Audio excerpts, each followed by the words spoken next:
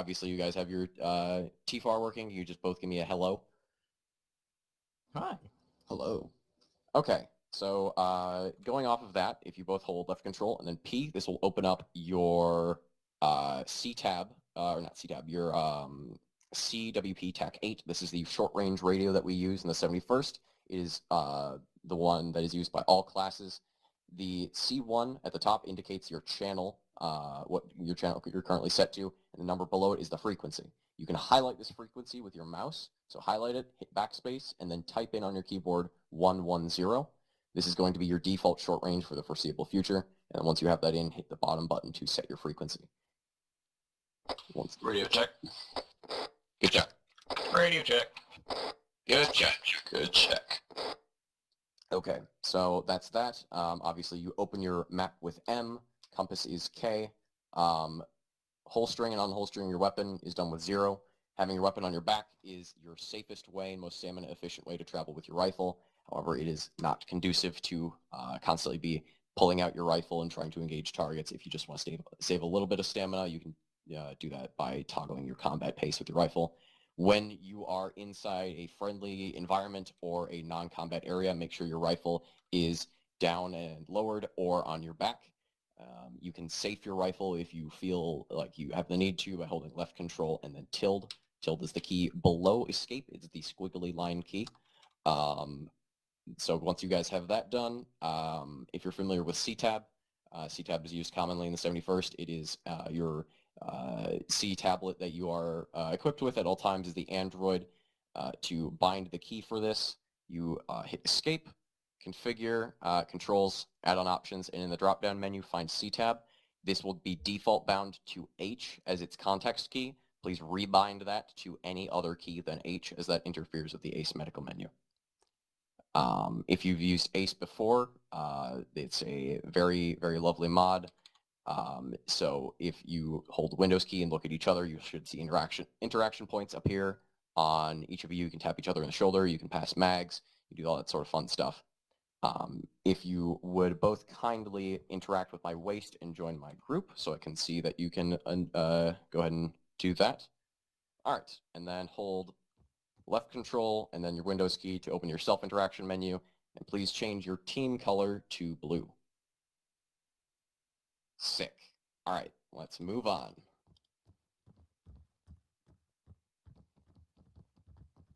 All right. Flying right along here, we're going to be going over enhanced movement. The enhanced movement key is found in your configure controls, and then it is in the custom controls drop-down menu. If you have this already bound, awesome. Go ahead and we will climb this lovely wall. I just noticed we have a yellow filter from the helmet. Are you wearing glasses?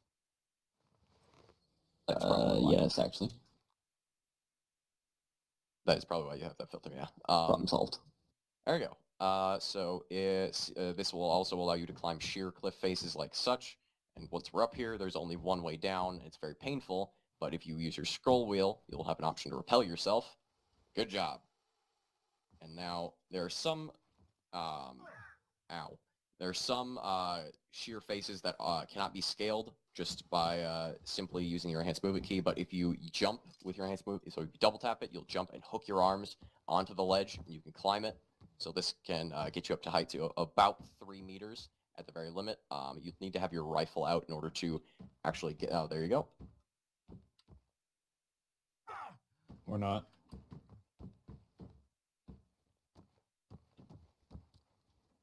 Weird that it requires a rifle, but cool.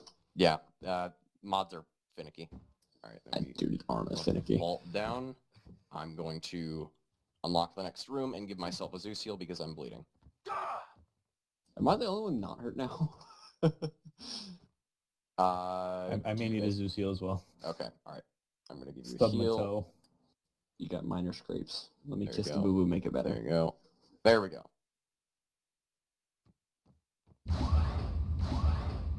So we're going to go over identifying assets in the field. We're going to start with the Republic, and we're going to work our way around to the CIS. So starting from the RX-200 here, this is the Republic's anti-aircraft and or artillery piece.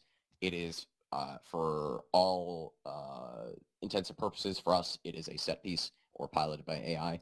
It's not likely to be used by us at any point in the near future. I am sad. But what will be used by us is everything else here, aside from the Juggernaut in the background, which is just a prop. The TX-130 is our main battle tank and our answer to the CIS AAT. It crews 3 and holds 6 passengers, 3 on each hover pod, depending on the model of the TX-130 in use at the time. Moving swiftly along, this is the Bantha APC. It crews 3 and holds 10 in the back. Word of warning, when traveling directly alongside a Bantha, you want to keep yourself behind this third wheel, as the front 2 wheels of the Bantha, when it turns sharply, will rotate, and if the crew inside has to choose between your life when you're standing right here and a missile's coming towards the 13 people in the Bantha, they are going to squish you in order to get out of the way. So make sure that if it's going to turn, you are behind it so it can turn in front of you. Also, quick question. What was the name of this thing again? I'm awful with names. This is the TX-130. TX-130, Bantha. Cool, got it. You can also call it the Saber. I like that better. Saber Bantha. Cool. Yep. I'm awful with names. If you guys have any questions, feel free to chime in anytime. I probably should have stated that earlier. So right here, we have the LAAT/I infantry transport gunship. We refer to this as the LAT for simplicity because Star Wars love... okay, all good. We will pause. So if we come around to this side of the LATs and all the vehicles to the west will be crewed by Echo, which is the call sign for our vehicle operation division. They are responsible for supporting the infantry, which goes by the call sign of Havoc. The LATs have a few minor restrictions on them. So if you come back here and you use your scroll wheel, you can see there is a lot of tempting prompts for the doors on the LATs. You can open the doors, you can close the doors, you can open the ramps. They're very fun, they're satisfying to use, and they're loud. For the sake of the pilot's sanity, please allow them to operate the doors. There are a lot of... Yep. Don't touch, please. The additional rule with the LAT is LAT discipline. This is basically, for all intents and purposes, when you're inside the LAT in the troop compartment, stay quiet unless you absolutely need to speak, because we don't use TFAR beta. Pilots will need to communicate with each other via just speaking, and the LAT is loud.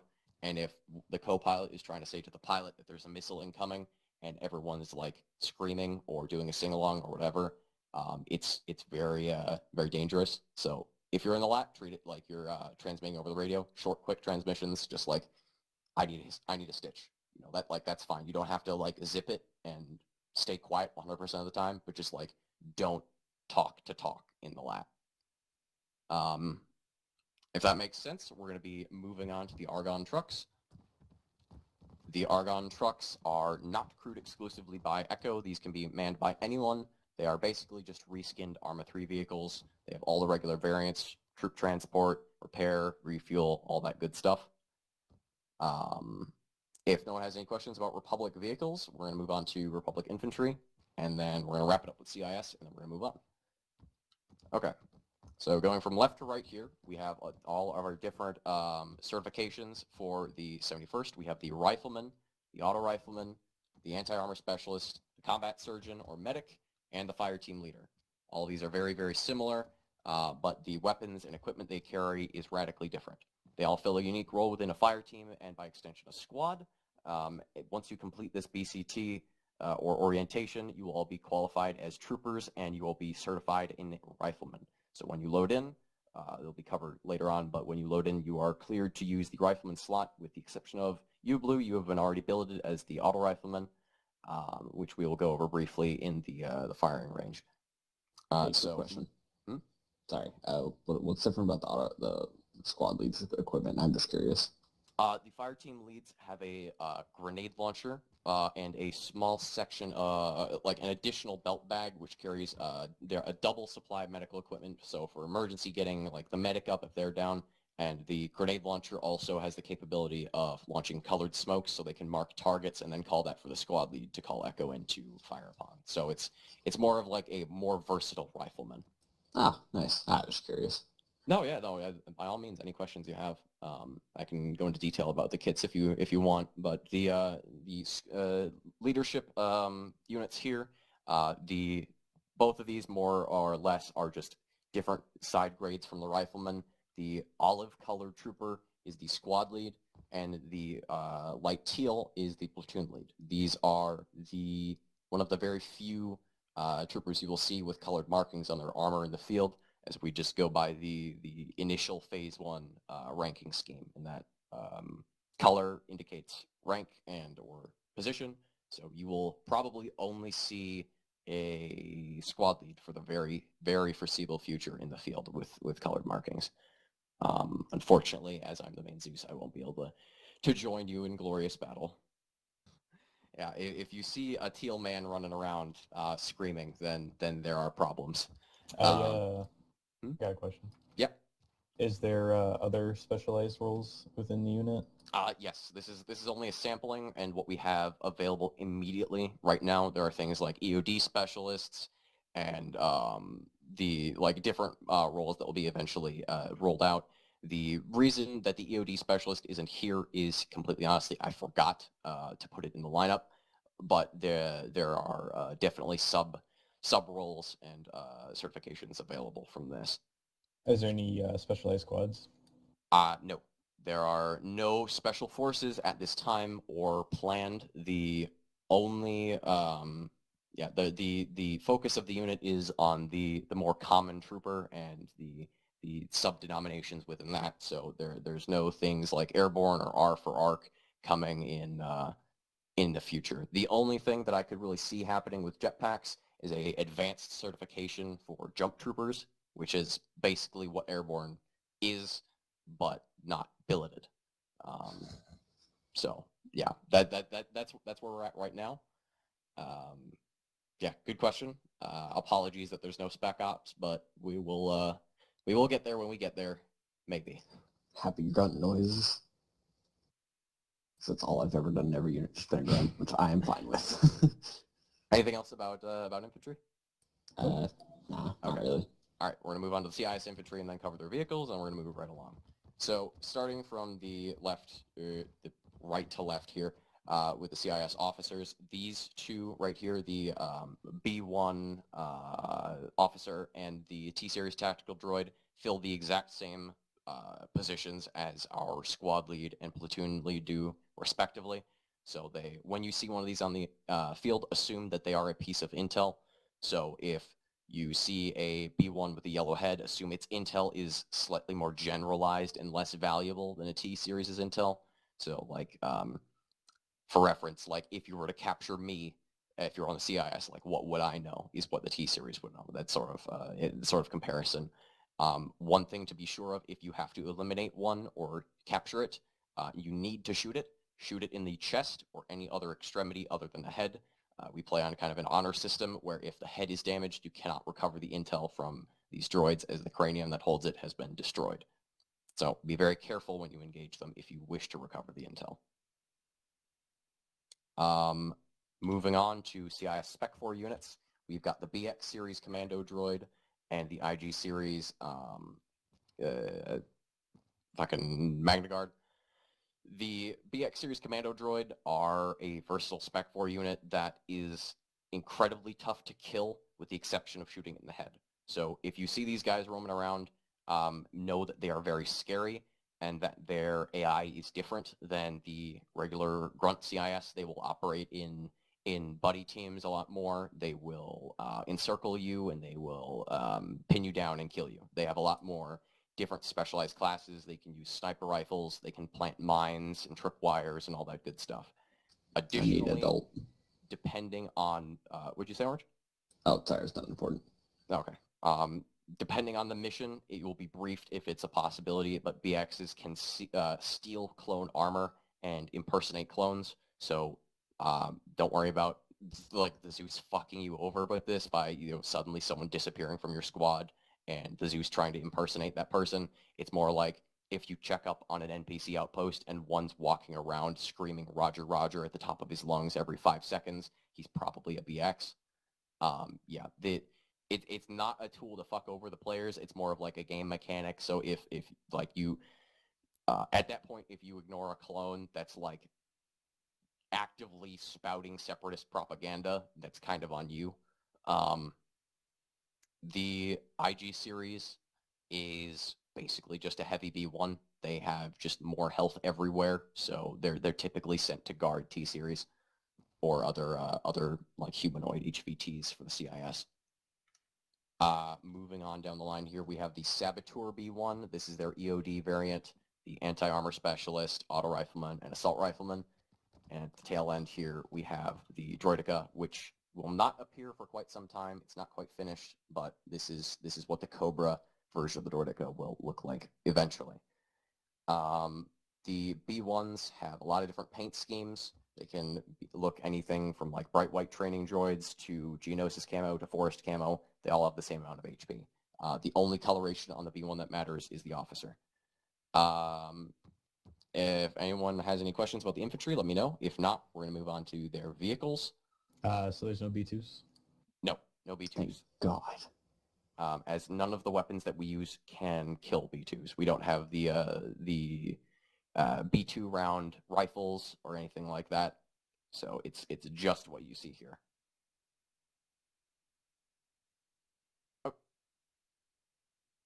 Yeah, we're doing our best to move away from swap. And we're almost there, but there's just a few dependencies left. So the dependencies are the Hyena Bomber and the Trojan and then the Bantha. So there would, unfortunately, if we were to remove swap, would be kind of a gap between a tank and a infantry transport. So the CIS have the Argon trucks just like we do. They fill the exact same role. They are just blue and white. CIS air assets, we have the Vulture Droid, the Hyena Bomber, and the HMP gunship and dropship. The Vulture Droid and Hyena Bomber are mostly not going to concern you. The Hyena Bomber will, if you see it in the field, you should probably call it out to your squad leader or your fire team leader so that they know what the situation is and that a Hyena just buzzed your position. They'll try and get the word up the chain so that Echo can be dispatched to take care of it as quickly as humanly possible before it makes a pass at you. If you are going to get bombed by a bomber, as of this moment, the situation on how it's going to work is you will have red smoke that will spontaneously appear around you. This is to indicate that you are going to be, this position is going to be hit with either an explosive or a Zeus-controlled airstrike. That is to say that's when the Zeus intends for it to happen. They're always, as we use lambs, they are an AI mod that likes to think for itself. And if there's mortars on the field, they might just start firing on their own. So if you spontaneously get blown up by a mortar, that's because the AI ordered it. But if you see red smoke spawn around you, and like a 15 to 20 second break before anything actually happens, that's a Zeus-controlled strike. Moving on to the HMP series here, we have the pilot droids, which will be running all of the CIS vehicles. If you see one of these running around, it is highly likely that there is a downed CIS vehicle nearby and there are survivors. So that's the reason they're included in this lineup, so that if you see a blue trim droid, there's probably a lot more droids somewhere else, like an HMP went down. The HMP can acquire up to 4 different targets at once, as it has the main twin guns on the sides, the left and right, and then the 3 in the front. They can all swivel independently and engage autonomously, so they're not just for show. It's a very angry killing machine. If you see one, call it out and get some hard cover immediately. Moving along to the back of the HMP here, you can tell if it's a gunship or a dropship based on if it has deployment racks on the back. This is the dropship variant. The gunship variant will have 2 white air-to-air missiles mounted in the exact same spot. This is the CIS Trojan IFV. It is their answer to our Bantha. It crews 3 and holds 8.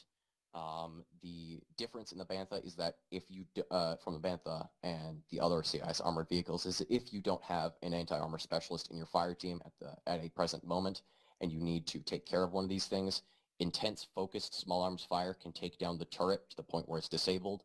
The turret will kind of like slump forward and kind of look around like this, like it's trying to shoot you, but it can't. Additionally, this is a reskinned ARMA3 vehicle where you think the wheels probably should be, so here, here, and here. The wheels still are there. They're just been, the hidden selections for the vehicle have been turned off. So if you shoot with concentrated small arms fire where each of the tires are and pop them, after you pop 3, the AI inside will say, oh, well, this vehicle's fucked, and then they'll hop out the back and they will abandon it.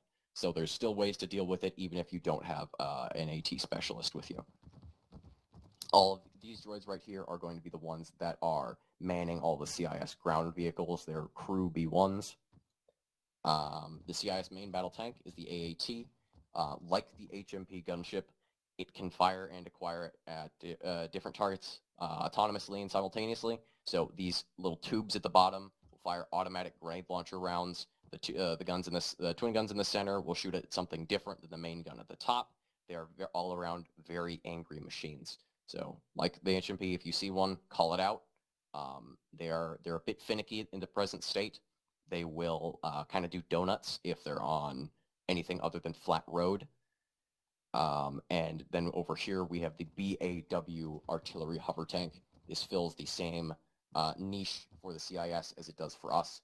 It is more of an objective and less of a regularly deployed asset on the field. It's an artillery piece that can fire on its own, and it has a single anti-infantry gun attached to the side of the gun there. So be careful around it, but it's mostly just a prop. It'll be made very clear if they are going to be active in the mission or not. And as we wrap things up here, that's the MTT. Like the Juggernaut, unlike the Juggernaut, it is an actual vehicle, but like the Juggernaut, it is never going to be used as one. It is currently in a rather buggy state and doesn't really move very well. If the Zeus is going to attempt to get MTT to move, it'll be cleared in the briefing that there's going to be an MTT on the field. So prepare for fuckery if things kind of glitch out. So if no one has any questions about any of this, we're going to move on.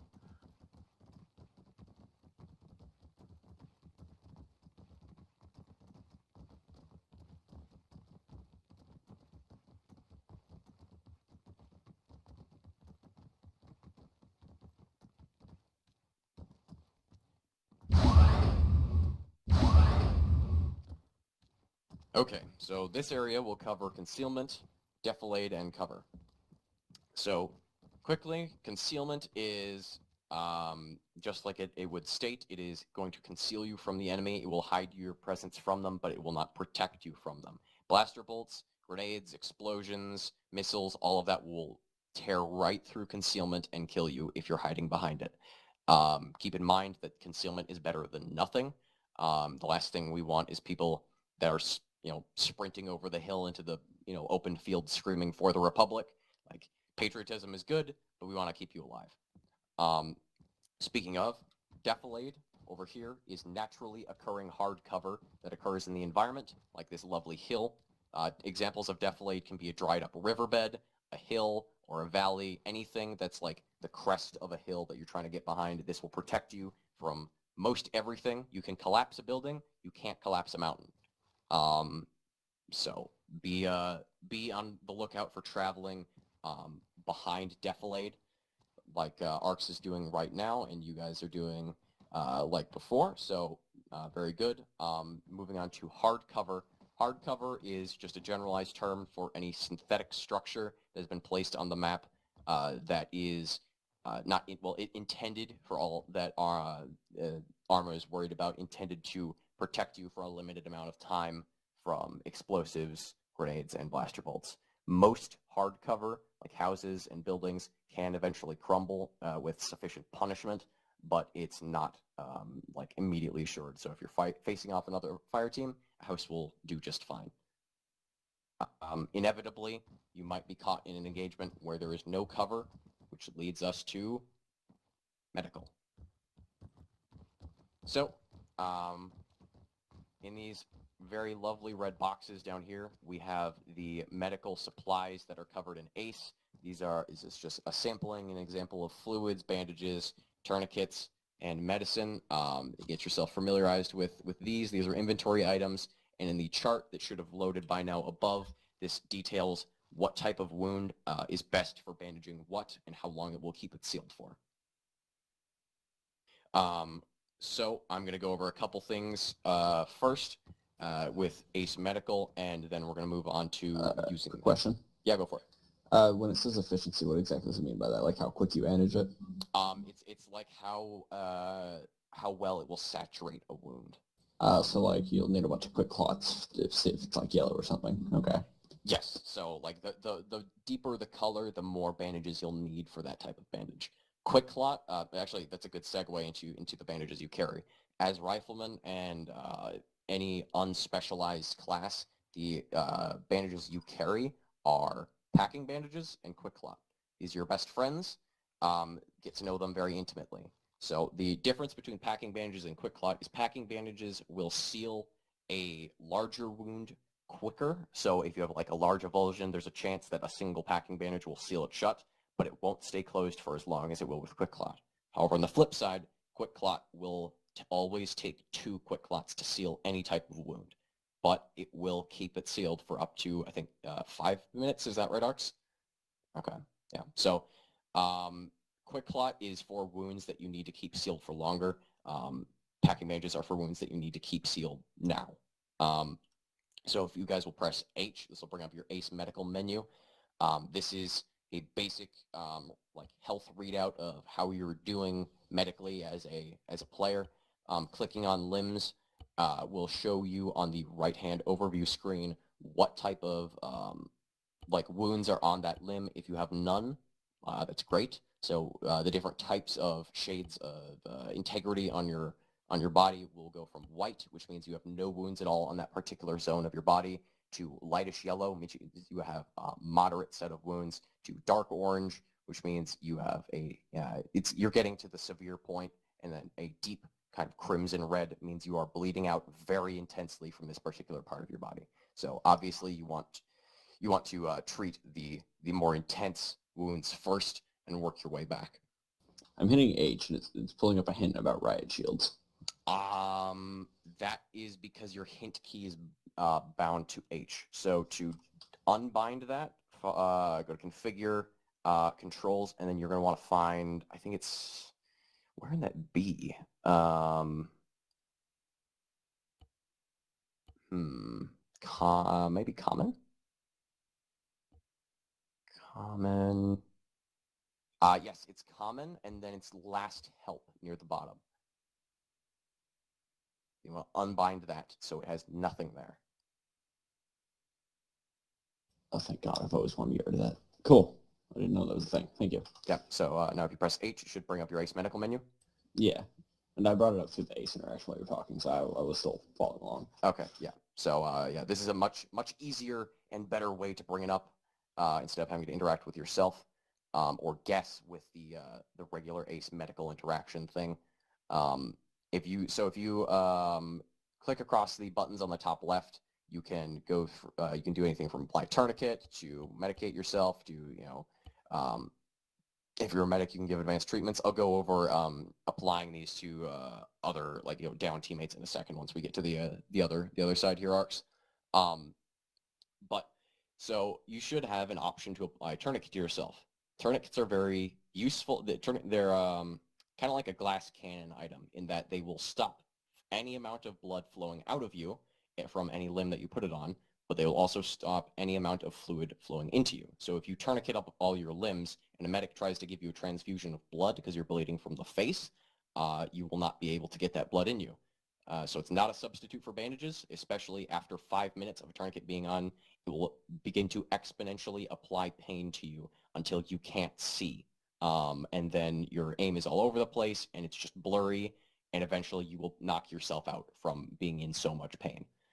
And no one wants that because it's like knocking yourself out with morphine, is that there was no combat, there was no anything, no one's even looking for you, you just dropped and the fire team moved on. So that's going to be a very boring death for you. So make sure not to do that. They are very useful if you need to staunch a set of wounds immediately, but make sure you get rid of it as soon as you can. Moving on from that, medication, you are equipped with 1 morphine and 2 epinephrine. These are very powerful drugs that can be used to immediately numb pain if it's severe. Pain on the 71st server is very front-loaded, in that you will experience a lot of pain after taking a wound very shortly, and then pain suppression will kick in a couple minutes after that, and you will automatically stop feeling that pain. So morphine is only really to be used if it's absolutely intolerable and you are combat ineffective and you can't see at all. And even then, when you take your morphine, you are to use both of your epinephrines to counter the after effects. Otherwise, your heart rate will drop to like near zero if you've lost any blood at all, and you will knock yourself out and die. So 2 to 1, gotcha. yes. Yeah. So the medic uniform, as you could see earlier, but this is more highlighting the changes that medics in the field have. They wear the medical backpack, and they have the fun bandolier of Bacta. This is what your team's medic will look like. Memorize it. Make sure you know what he looks like. Look for the cross. Yep. So moving on to taking care of a casualty. So this little scene here depicts a situation where you have a downed buddy, and he has been shot. And he was trying to get to cover, but he didn't quite make it. Now, before we get to treating him, first thing we need to do is get him into cover. Now, the last thing you want to do is wander out of cover like this, and then try and start patching him up out of cover yourself, because then you're going to get shot, and the droid's fire will probably double tap him and you. So what you want to do is pick him up, or drag him. Now, Ace allows you to drag people, so if you interact with their torso, you'll see an option to drag. Now, once you activate that, you'll be locked into this animation. Don't drag people who are bleeding for long periods of time. So what you need to do is when you pick them up, I'll do this in super slow motion. When you pick them up, you rotate them like 270 degrees behind cover. So in full motion, you pick them up, you rotate it, and you let go like that, so that they're only being moved for like a fraction of a second, and it doesn't have time to ramp up the bleeding for them. Best to get them moved as quickly as possible, so that you're not like, okay, droids, don't shoot us. Just grab them, move them, and then let them go. And then once they're behind cover, your medic will take care of him. Or if there's no medic present, you can secure the situation and make sure that you're secure, and then begin to patch him. So when you're patching a down teammate, you open the medical menu of the teammate you're looking at by simply looking at them and then pressing H. It will show their name in the top left. This is Benjamin Faulkner, apparently. The first thing you want to do is make sure all of their bleeding is staunched, because as a regular rifleman, you are incapable of transfusing blood, and there's no way that you're going to be able to restore any blood once he's lost it. So tourniquet up his limbs if you need to. He's already knocked, so at that point, tourniquets are your friend. After that, find an untourniqueted limb, use the examine patient button, and check his pulse.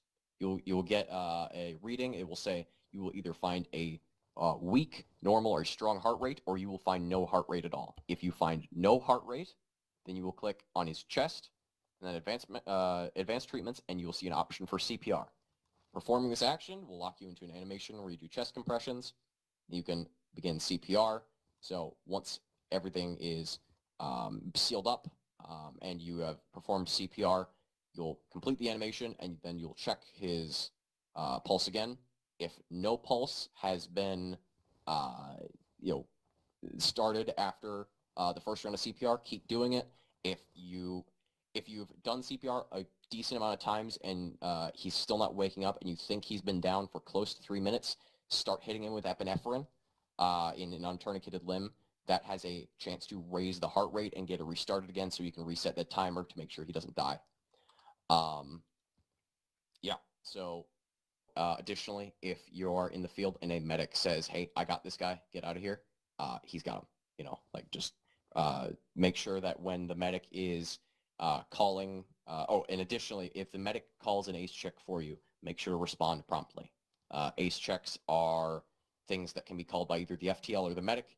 They basically mean, where are you guys at with your situation? It's like a quick situation report for specifically you. So an ACE check includes your medical status, your ammunition status, and your special equipment status. So respond in that order. So if I get an ACE check from ARCS, I would respond, let's say I've been shot, but I'm good on ammo. So I'll say Blackwing, green, red, green. That means I have full ammo, I've been shot, I'm actively bleeding, and I have full special equipment. So special equipment can be anything from grenade launcher rounds to a bubble shield that the medic gets to like rockets for the anti-armor specialist. So Yeah, make sure when ace checks are called, respond promptly. The colors can range from black, which means out or dead, to green, to yellow, to red. Never call a black medical check for yourself, because that means you are actively telling someone as you're alive, I am dead. You can call it for someone else, but not for yourself. Last thing we are going to cover in this whole situation is security. So if your medic deems that a casualty is incapable of being moved at the time, the first priority should be to set up security. So make sure no one sneaks up on you guys. Because the last thing that the medic needs is everyone going, is he okay? Is he okay? Is he okay? You know, like, just do your job, hold security, wait for the medic to say, all right, guys, he's either dead or he's made it. Let's move out.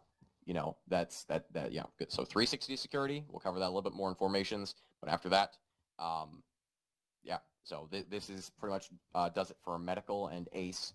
Let's move on here if no one has any more questions. Just something I would mention to anyone who is new to the ACE medical system is to, when they do press H, and just to make sure, like, if they are looking at someone, they're not actually treating someone else and not themselves. Right. Yeah. Or vice Yeah, versa. no. I was learning that the hard way, I know. Yeah, make sure. Yeah, check the name in the top left. Good note, thank you. Let me unlock this door. Okay, time for the firing range. So first, we're going to be going over the DC-15A, and then Blue, we are quickly going to speed run you through the auto rifleman course. Oh, and can I try that pistol at some point too? Yeah, I don't know if there is. Do we have a class that has a pistol in here? I don't think any of these have a pistol. But I can, at the end of this orange, I can give you the pilot. I bet. I just want to call it pistol a little bit. Okay. Actually, when Blue's doing his auto rifleman thing, I can give you the pilot kit right away. So I just want to shoot it. So yeah. So if you guys want to go ahead and line up along the wall here and unsafe your weapons, get ready to fire. I'm going to be spawning some targets at 1, 2, 3, and 400 meters away, and then going over a brief kind of history lesson of what the DC-15A is about. Hey, question. Does it say anything about your weapon being saved, or do you just have to know? When you safe and unsafe your weapon, holding the fire rate indicator bar at the top right of your screen will go away, and you'll hear a click noise. I apparently can't save mine. It was tilde, right? Yeah, it's left control control. Yeah, left control tilt. Tilde. Left control. I'm dumb. I didn't catch that. Yeah, so you should have heard a click, and then it'll go away. Yeah, I just didn't know the left control part. Yep. Yeah, but that's Yeah. We're just playing Nerf mode. I'm going to be doing it from the radio over here. Unless I'm not transmitting. Okay. Alright, so first target, you guys are free to fire at any targets that show up. I'm going to be going over the whole thing. So the DC-15A is the mainline battle rifle of the 71st Siege Company. This is going to be the thing that you're most commonly deployed with as a rifleman. It has 2 fire rates, semi-auto and full auto. The full auto fire rate is roughly 333 rounds per minute and is useful for engaging targets at up to 200 meters. The variant we use is from Cobra, and it is has immensely less recoil than the Legion Studios variant. At ranges of 300 meters or greater, you might want to hold left control and then right click. This will activate the alternate zoom mode on the DC-15A and allow you to engage targets at longer ranges. So this next set of targets is right at 400 meters. This is the longest distance you should ever be engaging a target from with the DC-15A. At this rate, you should be bracing yourself against the cover by pressing C or double tapping C depending on your control scheme. This will lock you into place on the cover and will reduce your weapon sway to near zero, and it will make it much easier to engage targets. Alright, is everyone comfortable with the DC-15A? Affirm. all right. Okay. Now we're going to go on to specialized kits. So in the 71st, we have no arsenals. We have a custom script that is run. So if you use your scroll wheel on this blue, you are good to select the auto rifleman kit. It will dress you in the equipment you need. Orange, I'm going to give you the pilot kit so that you can get used to the DC-17. Can I play around just looking at it to see what the kits look like on the little thing? Yeah, go for it. Just let me know when you're ready for the pilot kit. Oh, cool. I like this. Anyways, Also, yeah. I don't have to be locked into auto rifleman, right? I picked it because the Fun Op arcade told me to. Oh, pick one up. no, I mean, you're not locked into auto rifleman by any means, but that's just a slot that's open to be billeted if you want. Okay. So if you want to be an auto rifleman, you'll be the one certified in it as of right now. But if you just want to be a rifleman, or yeah, so you could absolutely say, I just want to be a rifleman today. But in order to like be a certification, typically it's required that you go through the little training just so that people know the standard that we want. The not that they like wouldn't know how to do the thing, but more of just like how we want it done. Gotcha. Also, I'm ready when you are.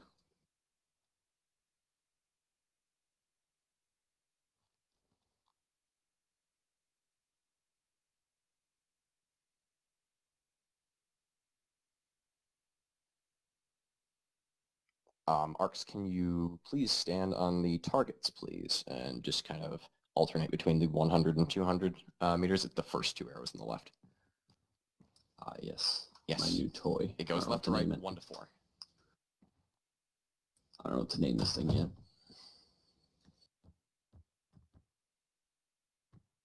All right, you guys are free to engage.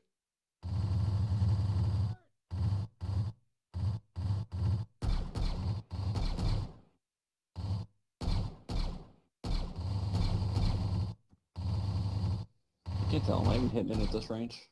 Yes. It's got insane bullet drop. Noted.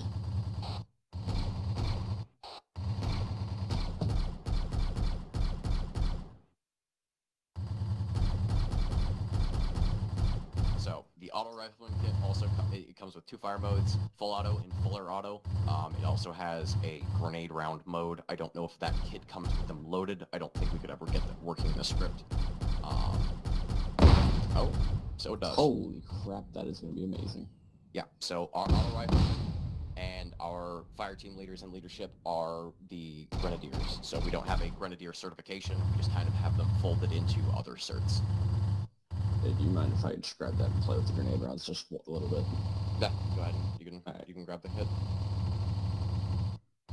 Once you feel that you've been satisfactorily educated on being an auto rifleman, you can go ahead and redress yourself in the rifleman kit and make sure to reset your radios to 110.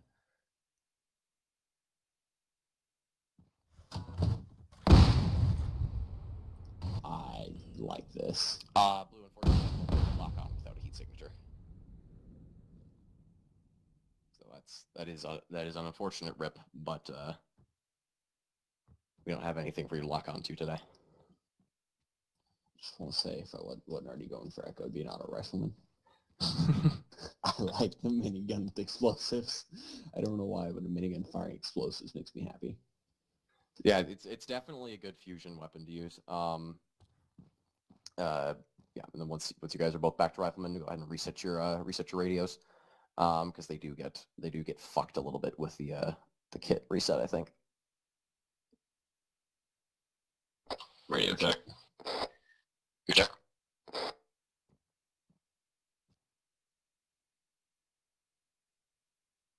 Are you muted, Blue? Oh, sorry. Were you, yeah. Good check. Okay, I heard you transmit for a second. Are you speaking right now? I think No. you might. Okay.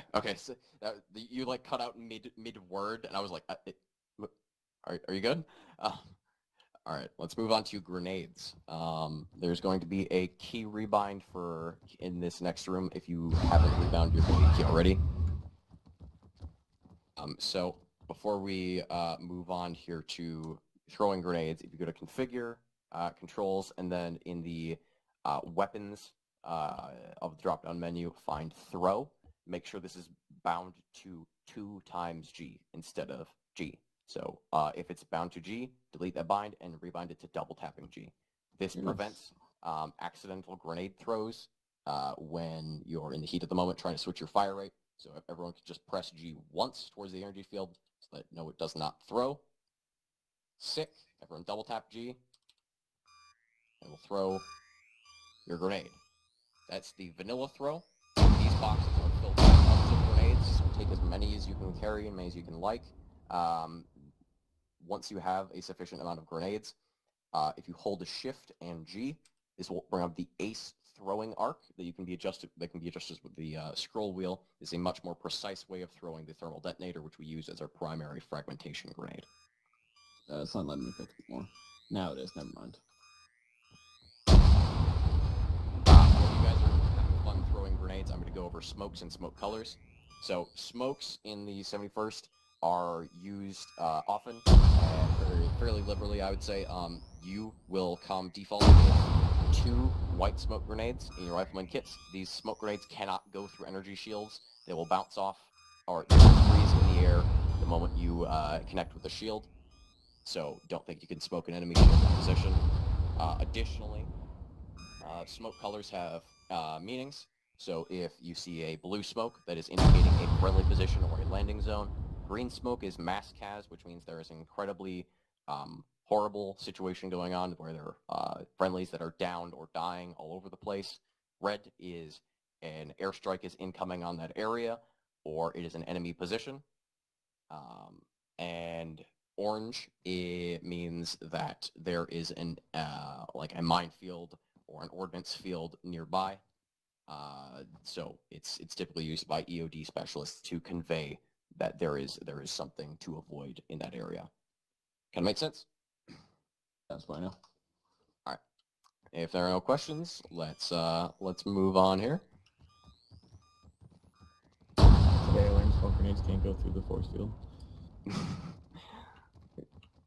Today I learned force fields exist. Yeah, there are a couple different types of force fields. That blue one that you saw is different than the red ones you've been seeing. The red ones are ray shields, and that means you cannot pass through them. The blue ones you can walk through. So we are going to cover formations next. So formations in the 71st are not enforced, but are encouraged for travel. So if everyone wants to line up on the wedge with me here, so pick a spot. This is the wedge. It is the most common formation that you'll be asked to form in the 71st. It is the most, it's like the vanilla pudding of formations. If you get called over the radio, just told to form up by your fire team leader, assume, unless they call a specific type of formation, that they're talking about a wedge. So when in a wedge and any other type of formation, you have sectors of fire. Sectors of fire are a 90-degree area zone in front of you that is your responsibility to be checking at all times with your weapon when your fire team leader calls to watch your sectors. So think of it as 45 degrees to your right and 45 degrees to your left. These will overlap with many other people in your fire team. The goal is to get as wide a coverage as possible while still being able to engage targets in front of you immediately. You do not need to have your guns up and checking these at all times. If you're just traveling, you can have your gun down to conserve stamina. But if you hear, again, check your sectors, that means guns up, check where you need to engage, because that means your fire team leader believes you are going to be shot at soon. Formations can be modified. The wedge in V, so if everyone rotates 180 degrees to the west, this is now the V. The wedge and V are both used to travel in relatively open and plain terrain. It's not really useful for things like jungle combat or forested combat. So keep in mind when you are your fire team leader talks about a formation on what environment you're going to be going into for the formation. So if everyone rotates back to the east, and then we modify this again to an echelon right, that is just the right side of the wedge. An echelon left is just the left side of the wedge. This can be used for fire team and squad organization. So if the squad leader wants a fire team on his right, he will say, all right, fire team green, you're on your echelon right. Fire team blue, echelon left. So it's an organizational tool for higher leadership. Yeah, so that's everything that has to do with the wedge. If we want to move on here to the staggered column. The staggered column is a standard formation for traveling along roads or in urban areas. Like its name implies, it is a column that has been staggered to the left and right of the road. Sectors of fire for this are a little bit different than the wedge. So the leader of the formation has his regular sector of fire directly to the front, But if you're on the right side of the formation, your sector of fire is all the way to the right. You are watching all the way to the right. If you're on the left side, you're watching all the way to the left. If you're at the rear of the formation and you are halted or you're called to watch your sectors, you are watching the rear. But for everyone's sake of combat effectiveness, if you are moving, you do not need to walk like this if you are at the rear of a staggered column formation, because if you get attacked from the front, you're just walking backwards the whole time and you have no idea where you're going. That's not combat effective, and that's not a good habit to build. Yeah, the staggered column is a modification of the regular column, which we're going to be moving on to here in a second. As you can see, each of these formations is spaced rather aggressively apart. Each of our formations, we would prefer to be spaced at least 7 meters, or as a baseline, 7 meters apart. Nothing closer than 3. As you can see at the bottom of your DOI squad radar, if you are too close to someone, so if we were all to form up into a file, so cut the range between you and the person in front of you in half, you can now see that at the bottom, we are all now glowing orange in the bottom. This means we are too close. This means that if a grenade were to land at my feet, you two would suffer tremendously. Files like this are typically only used in jungle combat, and they are incredibly dangerous. The only reason that files are used is to keep track of the person directly in front of you so you don't get lost in foliage. The column is typically used in forested environments. Excuse me. And the sectors of fire are much like a staggered column, only slightly modified in that the front and rear, watch the front and rear, but starting from directly behind the lead, it is left, right, left, right. So blue, you would watch to the left, that is your sector. Orange, you watch to the right. So everyone watch your sectors. Guns up, watching your assigned points. Very good. This is 360-degree security, which is a core tenet of what we want to achieve. This means we are ready to be attacked from any angle at any time. So yeah, speaking of formations, good job everyone. This kind of covers all the expected travel formations. These are not expected to be used in combat for more than about 1/10 of a second. Once you get engaged, you are absolutely free to break formation and get into cover. Because if we're forcing people to line up like the Civil War for the sake of looking pretty, that's not going to turn out well for our numbers. Do we have a drummer boy role? No, unfortunately not. There is music though. So, yeah, another magical wall disappearing act here. We're going to go over the ship and forming up for brief and debrief. So inside the acclimator for the 71st, in the main hall, there will be a platform. That is where the command or a mission lead, whoever is running the mission, will stand. These lovely colored squares are indicators for where your fire team will stand. So once you spawn in, you'll spawn in a squad bay. We'll cover that in a second. But when you go to line up, your fire team leader will line up at their spot. So Arx is the fire team leader of 1-1. That means he is green team. That means he is leading 1-1. You line up in order behind your fire team leader with your gun on your back, and then you just kind of chill out here and wait for the general brief. Squad leaders will stand on the squad leader colors. Yeah, it's super simple. So just form up with your boys and then wait for the brief to be given by command, usually by myself or whoever is running the op that day. Moving on here to squad bays. Squad bays are a unique function of our acclimator in that when you spawn in, you will appear in a room much like this one, where it is divided into 3 sections, much like these boys are doing. When you spawn in, you are free to just hang out in your fire team's allotted slot. You guys don't have to, obviously you can go and you can move around anywhere in this room you want. I'm not going to make you stand in like a 2x2 square for 30 minutes. It's more of just so you guys can get organized. If the squad leader wants to visualize how many people he has, they'll say, all right, guys, get into your bays. And then you can just kind of like view and see, okay, I might need a few more people from green to move over here or whatever. Once you are in your squad bay, if you are to be assigned a specialized role, for example, the EOD specialist or the explosive specialist, we have again, the magical boxes. These are how you will assign your roles if you are a rifleman and you are called to perform a specialized task. If not, you can just go back to being a rifleman. Again, there are no arsenals, so when you respawn from death, you will have your kit completely restored. You will not need to restore it at an arsenal. You will respawn with exactly what you spawned with the first time you spawned in and you selected your role.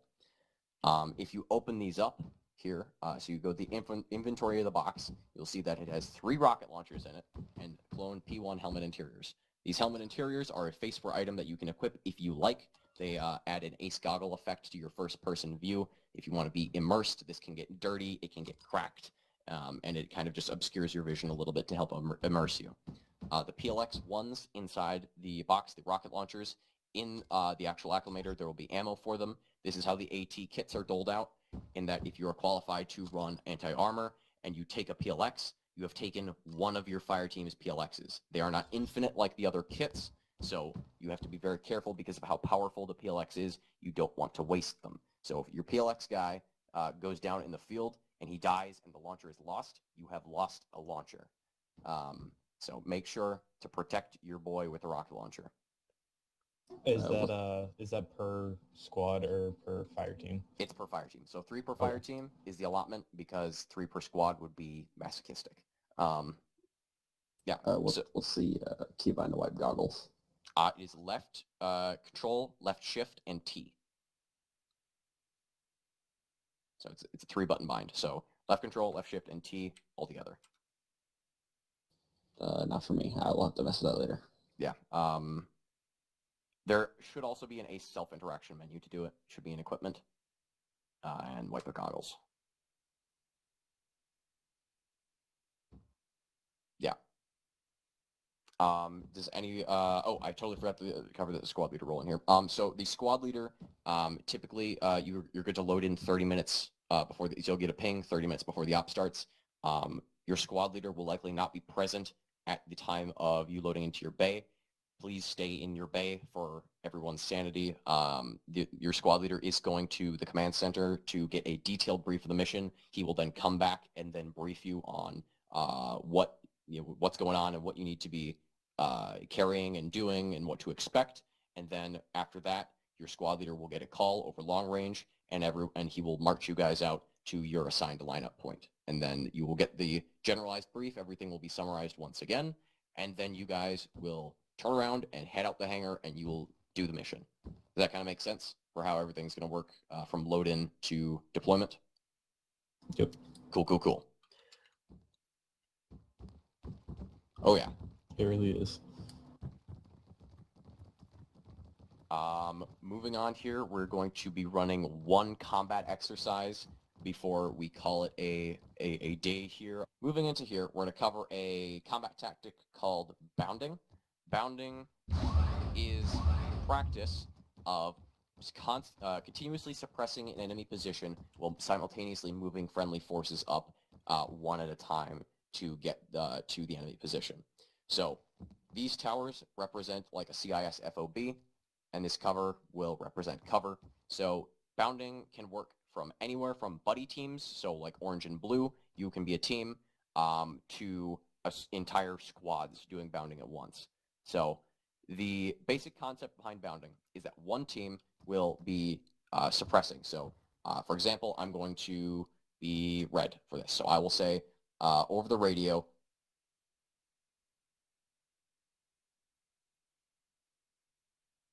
yeah, 1 second. I have to switch to 110. I actually forgot to reset my radio after the kit thing. And then you'll reply, ARCs, blue team, ready to move. Nope. No. Fucking keybinds!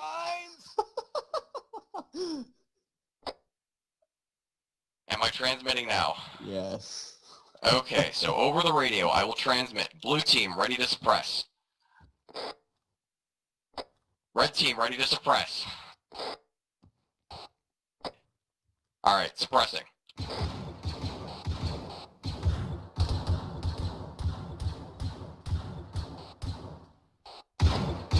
Red moving. Red set, suppressing.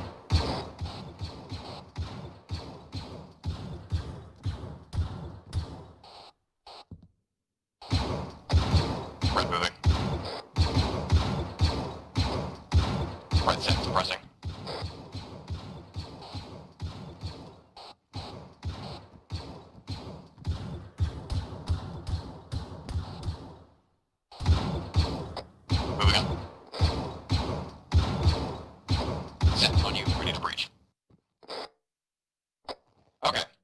guys see how that works, kind of? Yeah. Okay, so now you guys are going to run it 1 or 2 times in a dry run. Imagine that there's a droid sniper in that tower. Your goal is not to kill the sniper. Your goal is to make him scared and keep his head down. And then once you guys feel comfortable with this tactic, we are going to run it once live in that there will be droids here that will shoot back and they can kill you. So we will only be running the right side of this exercise at this time. Gotcha. So Arx and I, we're going to head out here, lock the door behind us, and then we're going to watch you run it a couple times. And then when you feel comfortable, let us know over 100, and then we'll turn on the droids. All right, you ready, Blue? I am. Yeah, Red's pressing. Blue moving up. I'm just watching. Blue's pressing. Red moving. Reloading 1 minute. Red's pressing. Reloading, moving up. Blue's pressing. Alright, red moving. Alright, red's pressing. Blue moving up. Blue's pressing. Red moving, also reloading. Red's pressing. Blue moving up. Blue under tower. Alright, red moving. Alright, get ready to breach. Excellent. Alright, how do you guys feel about doing that? Do you want to do one more, or do you want to try with droids now? I'm gonna do it right on the droids. Fuck it, let's go. Alright, once you guys are set behind the tower, let me know once you're ready. You will hear a click, and then the droids will spawn after about 2 seconds. Be advised, there will be droids in the compound, on the top of the tower, and in the field in front of you. So they will not just be in the tower. Hey, So I'm gonna- take your time. You can modify the tactic, and you can pause as necessary. alarm repacking. I've noticed I fire too much. All right. Blue, whenever you're ready, I guess. Good to go. All right. Here we go, boys. Cheers. All right.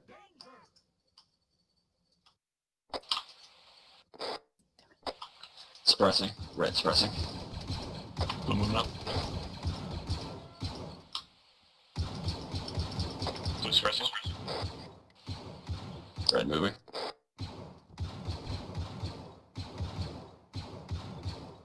Alright, suppressing. Red suppressing. Blue moving up. Blue's pressing. Reloading 1 second. Alright, red moving. Red covering, or suppressing. Reloading, moving up.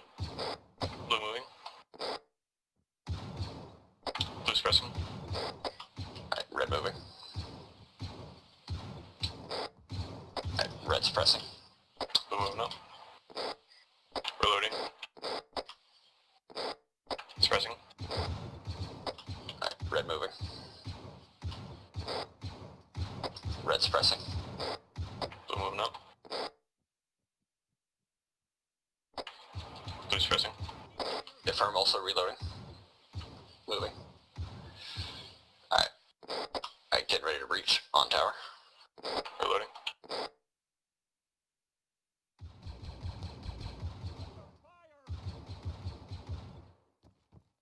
Target's down. Around tower. Get ready to move up into the tower if you'll cover me. Target down, I'm hit. Alright. Okay, I'll cover. Patch yourself.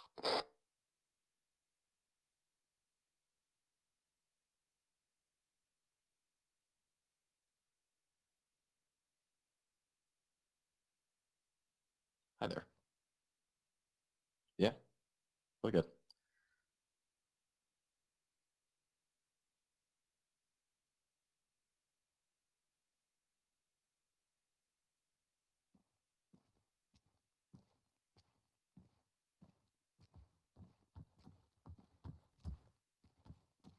Red moving Coming in tower.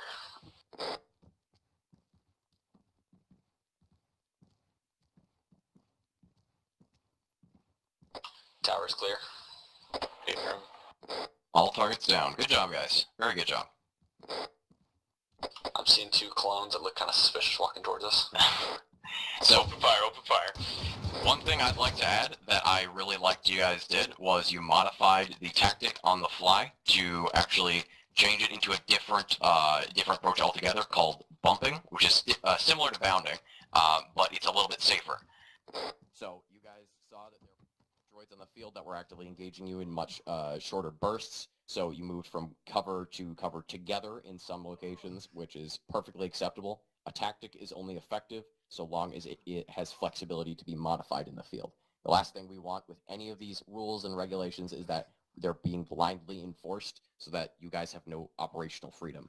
We want creativity in the field, but we don't want renegade, like Rambo-ness, if that makes sense. So what you guys did was awesome, and I'm super happy seeing that. So I'm going to get you guys a Zeus heal. He just needs it. I'm good. Okay. Blue and Orange, welcome to the 71st. You are now both officially rifleman qualified. Blue, you're qualified as an auto rifleman. Orange, you are now a CXC under the direct command of Naomi. Sweet. Should you both wish it, there is an additional final challenge that is purely for fun at the end of the BCT. If you have something to be, somewhere to be, or something to do, that's totally fine. We don't have to run it, but this is purely for fun. It's called the Citadel Challenge.